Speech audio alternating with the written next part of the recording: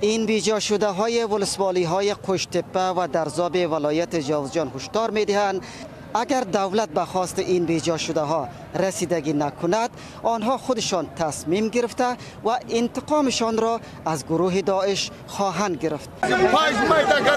خانه مرا در داده همین که خانه ایش در میتیم هیچ چیز دیگه ایش به ما بکنید بعدیست ما مردم تسلیم کنم و همین چی وجد خواهد ما مردم کنید همین وجد خواهد میکنیم. ما حق خود خواهان هستیم از دولت حق ما را گرفته بته اگر توجه نمیکنه دولت دادخواهی ما حق ما در صورت ما مردم دیگر رقم حق خود میگیم. با شما را اطمینان میدیم که مطمئن باشید با تمام عرایضتان رسیدگی میشه و شکایاتتان به ورزش احکام میشه راجع کرده میشه و هم شخصا خودم این را تحقیق میکنم و از این رسیدگی میکنم.